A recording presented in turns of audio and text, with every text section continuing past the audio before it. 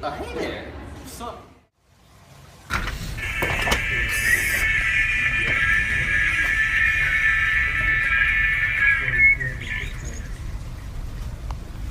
Again. Hello everyone, my name is Christopher Rees and welcome to Government Overloaded. Today's topic is civil rights and liberties that are not provided by the First Amendment. We all know that the First Amendment gives a good amount of our civil rights, like the right to free speech, freedom of religion, freedom of press, assembly, and finally the right to petition. But what about civil rights that aren't included and provided by the First Amendment?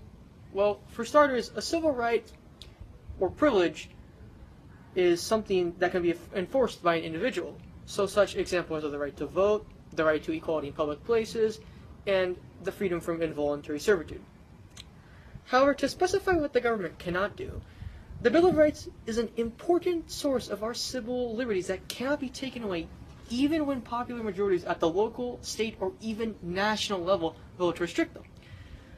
Some protections provided by the Bill of Rights, such as the Fourth Amendment's protection against unreasonable search and seizure, are written in vague terms that often require judicial interpretation.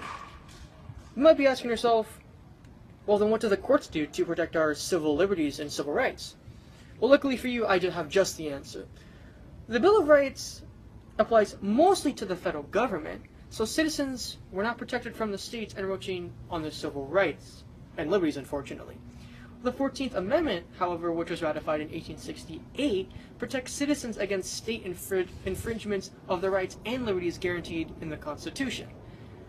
This means that the Bill of Rights, which provides most of our civil rights, is now applicable to the states, which means that regardless of state laws, citizens are guaranteed their civil rights and liberties.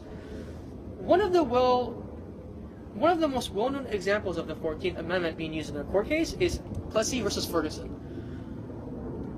The outcome of the case upheld racial segregation within public facilities as legal because even though it segregated individuals, the facilities were deemed equal, so it was protected by the 14th Amendment's Equal Protection Clause, which in turn upheld the separate but equal ruling.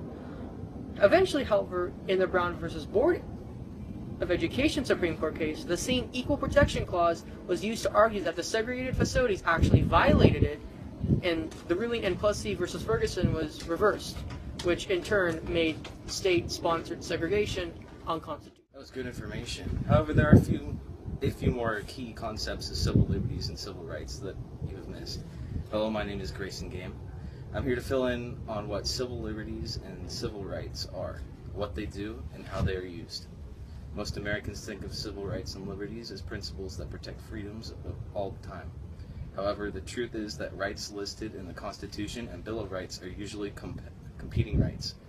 Most civil liberties and rights court cases involve the plaintiff rights versus another right that the defendant claims has been violated.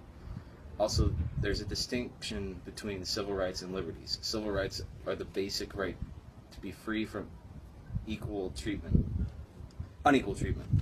based on certain characteristics which we deem important, like race, gender, and disability.